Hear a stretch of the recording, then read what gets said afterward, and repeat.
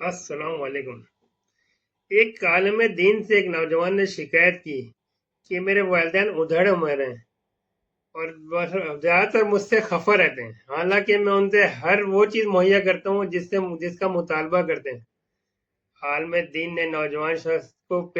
سر سے پیر تک دیکھا اور فرمانے لگے، بیٹا یہی تو ان کی ناراضی کا سبب ہے، وہ جب مانگتے ہیں تم ان کو لا کے دیتے ہو۔ نوجوان کہنے لگا، میں آپ کی بات نہیں سمجھ سکا، پلیز وضاحت کر دیں۔ عالم دین فرمانے لگے، بیٹا کبھی تم نے غور کیا، جب تم دنیا میں نہیں آئے تھے تو تمہارے آنے سے پہلے ہی تمہارے والدین نے ہر چیز تیار کر رکھی تھی، تمہارے لیے کپڑے، تمہاری خوراک کا انتظام، تمہاری حفاظت کا انتظام، تمہیں سردی نہ لگے اور گرمی ہے تو گرمی نہ لگے، تمہارے آرام کا بندوبست تمہارے قضائے حاجت تک تمہارے لیے تمہاری دنیا میں آنے سے پہلے ہی کر لیا تھا۔ پھر آگے چلو، کیا تمہارے والدین نے کبھی تم سے پوچھا تھا، بیٹا تمہیں اسکول میں داخل کروائیں نہ کروائیں، اس طرح کالج یا داخلے کے لیے تم سے پوچھا ہو، بلکہ تمہارے بہتر مستقبل کے تم سے پہلے ہی اسکول اور کالج کا بندوبست کر دیا ہوگا۔ اس طرح تمہاری پہلی نوکری کے لیے،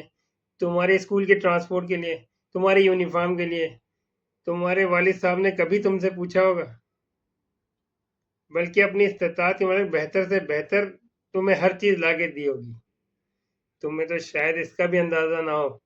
کہ جب تم نے جوانی میں قدم رکھا ہو تو تمہارے والدین نے تمہارے لیے ایک اچھی لڑکی بھی ڈھونڈنی شروع کر دی ہوگی، جو اچھی طرح تمہاری خدمت کر سکے اور تمہارا خیال رکھ سکے۔ لڑکی تلاش کرتے ہوئے بھی ان کی اول ترجیح تمہارے لیے ہوگی، بلکہ ان کے ذہن میں کبھی یہ خیال بھی نہیں ہوگا کہ وہ لڑکی جو دلہن ہم لڑکے کی لائیں وہ ہماری خدمت کرے، اور ہمارے بیٹے کی بھی۔ تمہارے لیے کپڑے، تمہاری پہلی سائیکل، تمہارا پہلا موٹر سائیکل، تمہارا پہلا اسکول، تمہارے کھلونے، تمہاری بول چال، تمہاری تربیت، تمہارا رہن سہن، چال چلن، رنگ ڈھنگ، گفتگو انداز، یہاں تک کہ تمہارے منہ سے نکلنے والا پہلا لفظ بھی تمہارے والدین نے تمہیں مفت میں سکھایا ہوگا اور تمہارے مطالبے کے بغیر سکھایا ہوگا۔ اور آج تم کہتے ہو، جب وہ تم سے جو چیز مانگتے ہیں وہ تم لا کے دیتے ہو، اور اس لیے وہ خفا رہتے ہیں۔ جاؤ اپنے ماں باپ کی خدمت کی، بغیر بولے بڑے بولے لا کے دو، ان کا خیال اپنے بچوں کی طرح خیال کرو۔ اگر ان کی مالی مدد نہیں کر سکتے ان کو اپنا قیمتی ہو دو، اپنے گھر کی ذمہ داری خود لو، جیسے اپنے بچوں کے باپ بنو ایسے اپنے والدین کی نیک اولاد بنو اور ان کو بن مانگے دینا شروع کرو۔ اپنے آپ کو اس قابل بنا لو کہ تم سے مانگنے یا مطالبے کی ان کو ضرورت نہ پڑے، اور ان کو کبھی تمہاری کمی محسوس ہی نہیں ہو، کم سے کم اتنا وقت ان کو دو، ان کو مسائل پوچھو، ان کی مالی مدد نہیں کر سکتے ان کی خدمت کرو۔ کیا کبھی ماں یا باپ کے پھٹی ہوئے پاؤں کی پھٹی ہوئی ایڑیاں دیکھی ہے، یا کبھی ان کی پھٹی ہوئی ایڑیوں میں کبھی کریم یا تیل لگایا ہے، جیسے وہ تم کو چھوٹے وقت لگاتے تھے؟ کیا کبھی ماں یا باپ کے سر پہ تیل لگایا ہو؟ جب تم بچے تھے وہ باقاعدہ تمہارے سر میں تیل لگا کے کنگھی کرتے تھے، تمہاری ماں تمہارے بال سنوارتی تھی، کیا بھی تم نے اپنی ماں کے بال سنوارے؟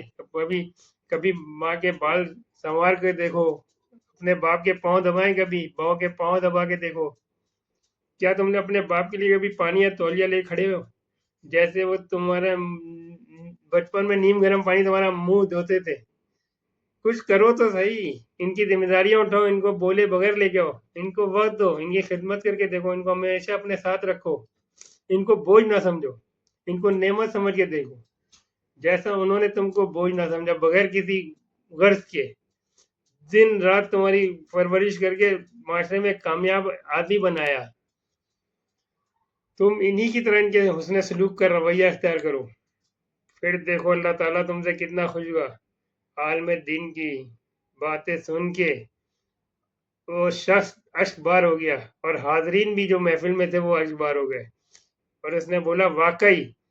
اللہ تعالیٰ ہر انسان کو یہ توفیق دے اور یہ خوش نصیبی عطا کرے، وہ اپنے والدین کی ڈیمانڈ سے پہلے ہی ان کی ضرورت کو جانتے ہوئے پایا تکمیل کو پہنچا دے۔ آمین یا رب العالمین۔